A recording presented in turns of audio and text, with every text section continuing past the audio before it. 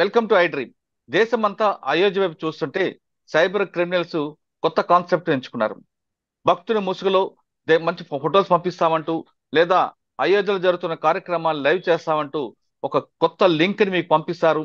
ఆ లింక్ ని కానీ ఓపెన్ చేస్తే మీ ఫోన్ హ్యాక్ అవ్వడం ఖచ్చితంగా అంటున్నారు హైదరాబాద్.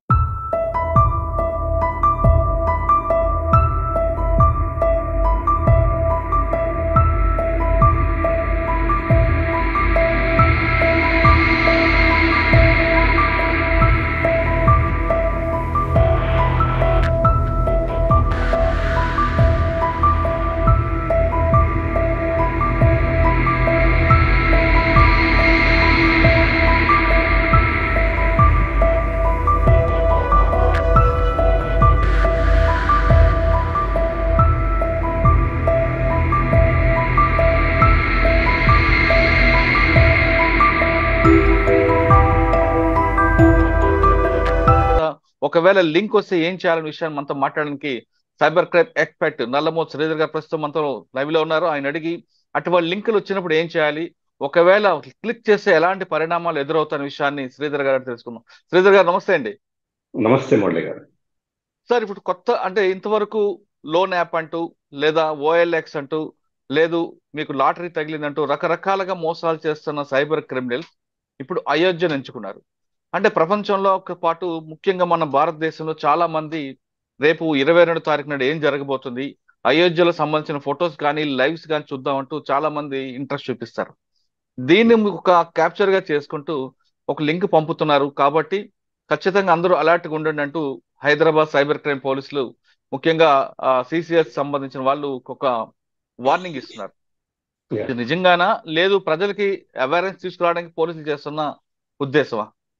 ఖచ్చితంగా మురళి గారు, ఖచ్చితంగా జరుగుతూ ఉంది. ముఖ్యంగా చెప్పాలంటే కనుక దేశవ్యాప్తంగా అయోధ్య గురించి బజ్ నడుస్తూ ఉంది కాబట్టి ప్రతి ఒక్కళ్ళు ఆసక్తిగా వేచి చూస్తూ ఉన్నారు. కాబట్టి దీన్ని ఆసరాగా చేసుకొని ఎప్పుడైనా సైబర్ క్రిమినల్స్ ఏం చేస్తుంటారంటే దేశంలో ఇప్పుడు ఏ ట్రెండ్ నడుస్తుంది, ఆ ట్రెండ్కి తగ్గట్లుగా కొత్త వల ఎలా వేయాలి అని చెప్పేసి దాన్ని బేస్ చేసుకొని ఈ లింక్స్ క్రియేట్ చేయడం కావచ్చు, కొన్ని అప్పటికప్పుడు కొన్ని రోజులు ఎక్స్పైరీ లింక్స్ క్రియేట్ చేయడం చేస్తూ ఉంటారు. ఇప్పుడు అయోధ్యకు సంబంధించి చూస్తే కనుక 22వ తారీఖు ఈ లోపలే, అంటే ఇవాళ రేపట్లో నుంచి 22 తర్వాత కూడా ఒక లింక్ సర్క్యులేట్ అవుతూ ఉంటుంది.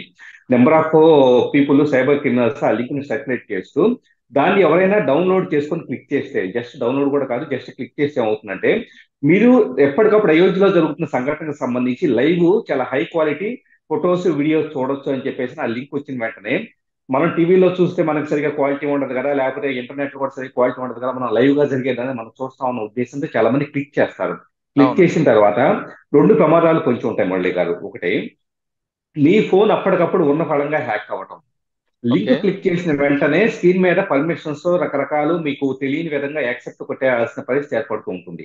ఆ యాక్సెప్ట్ కూడా మీరు we want to watch live video అని చెప్పేసి అంటే కనుక ఎస్ అని కొట్టేసేస్తారు ఆటోమేటిక్ గా. సో ఆ ఎస్ అని కొట్టినప్పుడు బ్యాక్గ్రౌండ్ లో ఏం జరుగుతుంది, ఆటోమేటిక్ గా ఆ అప్లికేషన్ మీ బ్యాక్గ్రౌండ్ లో సంథింగ్ యాక్టివిటీ చేయడానికి, స్పైయింగ్ చేయడానికి, కెమెరా దగ్గర నుంచి, మైక్రోఫోన్ దగ్గర నుంచి, స్టోరేజ్ దగ్గర నుంచి, జిపిఎస్ దగ్గర నుంచి ఎవ్రీథింగ్ యాక్సెస్ చేయడానికి మీరు పర్మిషన్ ఇచ్చినట్టుగా అవుతుంది. అంటే మన చేతిలో ఒక ఫోన్ ఉంటది అంతే. ఎగ్జాక్ట్లీ ఇన్స్ట్రుమెంట్ మన దగ్గర ఉంటది, కానీ లోపలంతా వాడి దగ్గర ఉంటది. మీ చేతిలో ఫోన్ ఉంటే మీరు ఇది నా సొంతమో, నేను మాత్రమే చూస్తున్నాను ఎలాగైతే ఫీల్ అవుతారో, అక్కడ మీరు కాదు చూస్తుంది, మీతో పాటు అక్కడ ఇంకో వ్యక్తి సైబర్ క్రిమినల్ వచ్చేటప్పటికి మీ ఫోన్ మొత్తాన్ని as it is cloned copy of your phone చూస్తూ ఉన్నట్లు లెక్క. సో దీంతో మీ అప్లికేషన్స్ దగ్గర నుంచి, మీ చాట్ దగ్గర నుంచి, మీ కాల్ లాగ్స్ అన్ని కూడా, మీ ఫొటోస్ వీడియోస్ అన్ని కూడా సైబర్ క్రిమినల్ చేతిలో పడుతూ ఉంటాయి. ఇది ఒక ప్రమాదం. అయితే రెండో ప్రమాదం వచ్చేటప్పటికి మీ బ్యాంక్ అకౌంట్స్ గల్లంతు చేయటం. మీ గూగుల్ పే కానీ, ఫోన్ పే కానీ, యూపీఐ పిన్స్ వీటన్నిటిని కూడా చాలా మంది ఏం చేస్తుంటారంటే ఫోన్ లో డిఫరెంట్ ప్లేసెస్ స్టోర్ చేస్తూ ఉంటారు. సో ఆ టెక్స్ట్ ఫార్మాట్ లో ఉండే ఆ ఫైల్స్ మొత్తాన్ని క్యాప్చర్ చేసి గూగుల్ పేనో, ఫోన్ పేనో అకౌంట్ మొత్తాన్ని క్యాప్చర్ చేయటం. అలాగే కొన్ని పర్టికులర్ లింక్స్ జనరేట్ చేయబడుతున్నవి ఏంటంటే స్క్రీన్ మీద ఒక ఓవర్లే క్రియేట్ చేస్తాయి. మీ ఫోన్ యాజ్ ఇట్ ఈస్ గా ఉంటుంది, మీరు నెట్ బ్యాంకింగ్ ఎస్బీఐయో హెచ్డిఎఫ్సిని ఓపెన్ చేస్తారు.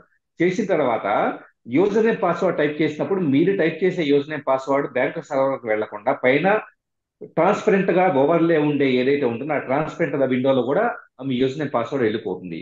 అది హ్యాకర్కి వెళ్ళిపోతూ ఉంటుంది, అతని కమాండ్ కంట్రోల్ సర్వర్కే వెళ్ళిపోతూ ఉంటుంది. సో బ్యాంక్ అకౌంట్స్ గల్లంత అవుతాయి, మీ ఫోన్ హ్యాక్ అవుతుంది. At the um, same time ఇంకేదన్నా మీ Google, Facebook, Instagram user name passwords కూడా కాంప్రమైజ్ అయ్యే స్కోప్ అనేది ఎక్కువగా ఉంటుంది. ఓకే. సార్ మీరు చెప్తున్న ఈ రెండు కాకుండా మన ఫోన్ లో కానీ లేదంటే మన ల్యాప్టాప్ లో ఉన్న కెమెరా కూడా ఆటోమేటిక్ ఓపెన్ అవుతుంది అంటారు, వాస్తవం అంటారా? 100%. అంటే వన్స్ ఒకసారి స్పైవేర్ ప్రోగ్రామ్ మీ ఫోన్ లోకి వచ్చిన తర్వాత మీ ఉమ్, ఫ్రంట్ కెమెరా కానీ మీరు ఫోన్ పట్టుకొని చూస్తూ ఉంటారు, ఏదో చదువుకుంటూ ఉంటారు, మీకు తెలియకుండా మీ ఫ్రంట్ కెమెరా ఎనేబుల్ అయిపోతుంది. మీ కెమెరా ద్వారా మీ ఫేస్ యాజ్ ఇట్ ఈస్ గా అవతల వ్యక్తికి రియల్ టైమ్ లో ట్రాన్స్మిట్ అవుతుంది. అతను ఓకే. ఫోటో తీయొచ్చు, వీడియో తీయొచ్చు. ఉహు, అలాగే ఫ్రంట్ కెమెరా మాత్రమే కాదు, అతను బ్యాక్ కెమెరా అనే ఆప్షన్ అక్కడి నుంచి సెలెక్ట్ చేశాడు అనుకోండి, ఉమ్, అతను మీ ఫోన్ లోకి రావాల్సిన పనిలే, అక్కడ నుంచే మీ ఫోన్ లో ఏది యాక్టివేట్ చేయాలి, ఫ్రంట్ కెమెరానా బ్యాక్ కెమెరానా. బ్యాక్ కెమెరా యాక్టివేట్ చేస్తే మీ చుట్టూ పరిసరాలన్నీ కనపడతాయి అతనికి.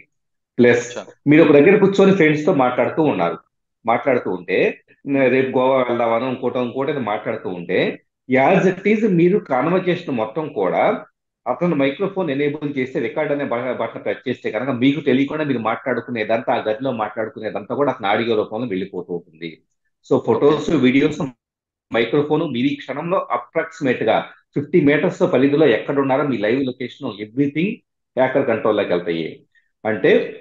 మీరు రాముడి గురించి అని చెప్పేసి లైవ్ చూద్దామని ఉత్సాహంతో మీరు క్లిక్ చేసే లింక్ కాస్త మన మెడకే చుట్టుకునే అవకాశం అనేది ఉంటుంది. ఓకే. సార్ కొంతమంది ఫోన్ మాట్లాడుతూ లేదా ఫోన్ పక్కన పెట్టి, అంటే అమ్మాయిలు కానీ కొంతమంది అబ్బాయిలు కానీ ఎవరైనా బట్టలు చేంజ్ చేసుకోవడం అంటే ఆటోమేటిక్ ఫోన్ ఆన్ అవుతుందా? అంటే ఇవన్నీ 100% వీడియోస్ ఆన్ అన్ని అయిపోతుంది. కూడా వస్తాయా? ఇప్పుడు మీకు ఫోన్ ఆన్ అవుతుందా అనే దాంట్లో ఫోన్ యాజ్ ఇట్ ఈస్ గా ఉంటుంది. ఒకవేళ స్క్రీన్ ఆఫ్ చేసి ఫోన్ పక్కన పెట్టారనుకోండి, ఉమ్, నేనే సైబర్ క్రిమినల్, నేనే హ్యాకర్ అనుకుంటే మీ ఫోన్ పక్కన పెట్టున్నా, ఎవరైతే టార్గెట్ పర్సన్ ఫోన్ పక్కన పెట్టున్నా కానీ ఉమ్, స్క్రీన్ ఆఫ్ అయి ఉన్నా కూడా వాళ్ళ ఫ్రంట్ బ్యాక్ కెమెరా నేను యాక్టివేట్ చేయగలుగుతాను. అచ్చా. సో యాజ్ ఇట్ ఈస్ వాళ్ళకి ఏంటంటే ఏ అనుమానం రాదు, ఇదేదో రికార్డ్ అవుతుంది కానీ ఏదో సంథింగ్ జరుగుతున్నా అని ఏమాత్రం అనుమానం రాదు. కంటెంట్ మొత్తం కూడా రిమోట్ గా వేరే వాళ్ళకి వెళ్ళిపోతూ ఉంటుంది. అందుకనే ఫోన్ ఆన్ అయితే ఒకవేళ నిజంగా అలాంటిది ఏదైనా ఉంటే ఫోన్ ఆన్ అవుతుంది కదా అని చెప్పేసి అని మనం మరింత ఆ, పెద్ద వరి అవ్వాల్సిన పని లేదు అని చెప్పేసి అనుకోవాల్సిన పని లేదు. ఖచ్చితంగా ఒక్కసారి ఇలాంటి స్పైవేర్ అప్లికేషన్ ఫోన్ లోకి వస్తే ఉమ్, 100% ఫోన్ స్క్రీన్ ఆఫ్ అయినా ఆన్ అయి ఉన్నా, మీరు ఫింగర్ ప్రింట్ లేకపోతే పాస్వర్డ్ ఎన్ని సెట్ చేసుకొని ఉన్నా ఖచ్చితంగా కూడా మీ కంటెంట్ అంతా అవతల వ్యక్తి నోటీస్కి వెళ్తుంది. మీ పరిసరాలు కానీ, మీ ఆడియో కానీ, వీడియో కానీ, ఫొటోస్ కానీ యాజ్ ఇట్ ఈజ్ రిమోట్ వ్యక్తి క్యాప్చర్ చేయగలుగుతాడు. ఓకే. సార్ అది జరుగుతుందన్న విషయం మనం ఎలా తెలుసుకోవాలి? ఏ మాత్రం అనుమానం రాదు. గతంలో వచ్చేటప్పుడు మురళి గారు, గతంలో చాలా తక్కువ ఒక 6 GB ర్యామ్, 8 GB ర్యామ్ ఉండే ఫోన్లు ఉండేవి. అప్పట్లో ఫోన్ కొద్దిగా స్లో అయ్యేది. స్లో అయితే అవును. మనకి ఆహా, ఇదేదో సంథింగ్ స్లో అవుతుంది కాబట్టి లోపల ఏదైనా వైరస్, స్పైవేర్ ప్రోగ్రామ్ ఉందని కొద్దిగా ఏమాత్రం అనుమానం వచ్చేది. ఇవాళ కరెక్ట్. మనం వాడుతున్న ఫోన్లన్నీ కూడా 12 GB కనీసం ర్యామ్ ఉంటున్నాయి. 12 GB ర్యామ్ ఉన్న ఫోన్స్ లో ఒకవేళ స్పైవేర్ ప్రోగ్రామ్ బ్యాక్గ్రౌండ్ లో రన్ అవుతుందంటే దాని మెమరీ ఫుట్ ప్రింట్ వచ్చేటప్పటికి మహా అయితే 1 MB 2 MB ఉంటుంది. అవును. సో మహా అయితే ఒక గొప్పది అనుకుంటే 1 GB తీసుకోండి, 1 GB మెమరీని ఆక్యుపై చేస్తుంది అనుకోండి. 12 GB ర్యామ్ లో 1 GB ఉమ్, అది ఆక్యుపై చేసినా కూడా మీకు ఫోన్ స్లో అవడం అలాంటిది ఏది ఉండదు. ఓకే. ప్లస్ ఎలాంటి అడ్వర్టైజ్మెంట్లు కానీ ఏమి చూపించదు, అది బ్యాక్గ్రౌండ్ రన్ అవుతుంది తప్పించి ఏమి చూపించదు. ఓకే. సార్ అసలు ఈ ప్రాబ్లం రాకుండా ఉండాలంటే ఏం చేయాలి? లింకులు క్లిక్ చేయకపోవటమే. ఏదో అత్యాశ పడేసి సంథింగ్ మనం టీవీలో చూసేదానికన్నా కానీ లేదా ఇంటర్నెట్ లో చూసేదానికన్నా కానీ ఈ లింక్ ను క్లిక్ చేసేది కాస్త ఎక్కువ మనం లైవ్ గా చూడొచ్చు, రియల్ టైమ్ లో. ఇక్కడ వీళ్ళు ఏం చేస్తూ ఉంటారంటే ఉమ్, మేము అక్కడ నుంచి గర్భగుడి దగ్గర నుంచే ఫోటోలు తీస్తున్నాము, అక్కడ రియల్ టైం లైవ్ చూడాలంటే కనుక, అక్కడ ప్రతిష్ట జరుగుతుంది మీరు చూడాలంటే కనుక అని చెప్పేసి అని మనిషిని ఏమార్చేలాగా. సో వీటిని ప్రత్యేకంగా అక్కడ నియమించబడిన వ్యక్తులు క్యాప్చర్ చేస్తున్నారని చెప్పేసి ఇలా భ్రమంత చేస్తారు. సో దానికి పడిపోవద్దు. ఈ రోజు టీవీ ఛానల్స్ లేకపోతే కనుక మీడియానో చూపించినంత లైవ్ గా ఇంకా ఏది చూపించలేదు. ఈ లింకులు క్లిక్ చేయడం కాదు. నిజంగా చూడాలనుకుంటే ఏదైనా అఫీషియల్ వెబ్సైట్లకు వెళ్ళేసి, ఛానల్సే కావచ్చు లేకపోతే ఇలా డిఫరెంట్ డిఫరెంట్ అఫీషియల్ వెబ్సైట్లకు వెళ్ళేసి చూడాలి తప్పించి ఇలాగ ఉహు, సర్క్యులేట్ అయ్యే లింకుల్ని గమనించాలి. అలాగే హెచ్టిటిపిఎస్ ఉన్నాయా, హెచ్టిటిపి ఉన్నాయా కూడా మనం గమనించాలి. హెచ్టిటిపి ఉంటే కనుక చాలా ప్రమాదకరమైంది. ప్లస్ అది వైరల్ గా ఫార్వర్డెడ్ మెనీ టైమ్స్ అని ఉంటే కనుక ఖచ్చితంగా అది స్కామ్ అన్న విషయం కూడా మనం గమనించాలి. ఓకే. ఫార్వర్డెడ్ మెనీ టైమ్స్ అనేది ఎట్టి పరిస్థితుల్లో నమ్మొద్దు. ఓకే. సార్ లైవ్ విషయం పక్కన పెడితే ఇంకా అయోధ్యకు సంబంధించిన లడ్డూలు పంపిణీ ఉంది. రాముడు వారు లడ్డు పంపిస్తామంటే కొంతమంది మెసేజ్ పంపిస్తున్నారు, కొంతమంది దానికి కావాలంటే మీరు ఆర్డర్ ఇచ్చుకుంటుంటే అమెజాన్ కానీ పంపిస్తున్నారు. అది నమ్మచ్చు అంటారా? సార్ ఇక్కడ ఆ, కరోనా టైంలో ప్రధానమంత్రి మోడీ విద్యార్థులందరికీ ల్యాప్టాప్ ఫ్రీగా ఇస్తున్నాడంటే ఆ లింక్ క్లిక్ చేసి లక్షలాది మంది వాళ్ళ డీటెయిల్స్ అంతా ఎంటర్ చేసిన సందర్భాలు ఉన్నాయి. అంటే లడ్డు ఫ్రీగా వస్తుందో లేకపోతే ఇంకొకటి సంథింగ్ వాళ్ళు ఏదో గిఫ్ట్ పంపిస్తూ ఉన్నారో దేశవ్యాప్తంగా మనం క్లెయిమ్ చేసుకోవచ్చు అని చెప్పేసి అది మనం క్లిక్ చేస్తే పర్సనల్ డేటా థెఫ్ట్ అవుతుంది. ప్లస్ కొన్ని సందర్భాల్లో మీరు జీరో పేమెంట్ చేయండి, ఏం పేమెంట్ చేయదు, కానీ మీ క్రెడిట్ కార్డ్ నెంబర్ ఇవ్వండి అని చెప్పేసి కొన్ని లింక్ లో ఉంటుంది. So credit card number, expiry date, CVV enter చేస్తారు. ఈ డేటాను బేస్ చేసుకొని మీ కార్డు మొత్తం క్లోన్ చేసేస్తారు. నేనేం పే చేయట్లేదు కదా అని మీ కార్డు ఎంత చేసేస్తారు. సో లడ్డూలో ఇంకొకటో లేకపోతే అంటే కనుక కొంతమంది లడ్డు అంటున్నారు, కొంతమంది రాములు రక్షంద్ర పంపిస్తామంటూ ఇటువంటి నక్షత్రం ప్రకటనలు పంపిస్తా వస్తున్నాయి. అంటారు, రాముల వారి ప్రతిమ పంపిస్తామని చెప్పేసి అంటారు. అవును. సో ఇలాగా రకరకాలు ఏదైతే నమ్మదగిందిగా ఉంటుందో ఆటోమేటిక్ గా దాన్ని అంతా కూడా ఈ లింకులు వస్తూ ఉంటాయి. ఎవరో కూడా అంత భారీ మొత్తంలో డబ్బులు ఇన్వెస్ట్ చేసి దేశవ్యాప్తంగా కోట్ల మందికి ఎవరు పంపిస్తారు చెప్పండి? అవును. నిజంగా అలాంటి పంపించేది ఏదైనా ఉంటే ప్రభుత్వమే పంపించింది. ఉదాహరణకి ప్రభుత్వం దానికి సంబంధించి పేపర్లోనో లేకపోతే ఇలాగ అఫీషియల్ గా అనౌన్స్ చేస్తుంది. సో ఎవరు పంపిస్తున్నారు అన్నది వ్యాలిడిటీ లేకుండా, వ్యాలిడేషన్ లేకుండా సింపుల్ గా ఏదో సంథింగ్ లింక్ వచ్చింది, మనం ఎందుకులే మన డీటెయిల్స్ ఎంటర్ చేస్తే వచ్చేసేస్తే కదా అనుకుంటే కనుక whatever the details you are entering in to the website, automatically ఆ డీటెయిల్స్ ని బేస్ చేసుకుని మీ ప్రొఫైలింగ్ చేసే స్కోప్ అనేది ఉంటుంది. సో ఎట్టి ఉమ్. పరిస్థితులు అలాంటి వాటిని నమ్మొద్దు. అంటే రాములు వారు సంబంధించింది మెసేజ్ వస్తే ఖచ్చితంగా అది ప్రాపర్ వెబ్సైట్ కానీ, లేదా అంతగా వీలైతే టీవీలో కానీ, ఇంకా టైం ఉంటే స్వయంగా వెళ్ళడం అనేది ఉత్తమం అంటారు మీరు. 100%. ఇప్పుడు రాముల వారు అనేది ఒక వైబ్రేషన్ అనుకుంటే అవును. రాముల వారి పట్ల మీకు అంత భక్తి ఉంటే గనక, అందరికీ భక్తి ఉంది కాబట్టి భక్తి ఉంది దాన్ని యాజ్ ఇట్ ఈజ్ ఆ భక్తిని సపరేట్ గా చూడాలి, సైబర్ క్రైమ్ ని సపరేట్ గా చూడాలి. సైబర్ నేరాలు జరుగుతున్నాయి కాబట్టి భక్తి అనేది ఒక ఎమోషన్ ని క్యాప్చర్ చేసి ఆ ఎమోషన్ ని ఒక బలహీనతగా చేసి చాలా మంది సైబర్ నేరస్తులు పొంచి ఉన్నారు. ఉమ్. సో ఆ ఎమోషన్ ని క్యాప్చర్ చేసే వాళ్ళకి దూరంగా ఉండాలంటే లింకులు క్లిక్ చేయొద్దు. అలాగే ఫ్రీ గిఫ్ట్లు వస్తున్నాయి లేదా అది ఇస్తారంటే వాటి జోలికి వెళ్ళొద్దు. అట్ ద సేమ్ టైం వచ్చేటప్పుడు ఎవరైనా కాల్ చేసి, కొన్ని సందర్భాల్లో కాల్ చేసి మాట్లాడే స్కాములు కూడా కొన్ని ఉన్నాయి.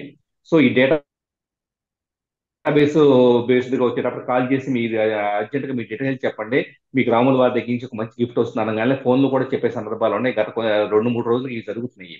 So okay. ఫోన్ ద్వారా రెస్పాండ్ కావద్దు. సింపుల్ గా ఉన్న భక్తిని ఇంట్లో పూజ గదిలో పూజ చేసుకోవడానికి, టీవీలో మనకు ఉన్న లైవ్ చూడడానికి తప్పించేసి సో మరింత ట్రాపుల పట్టడానికి అయితే ఉపయోగించొద్దు.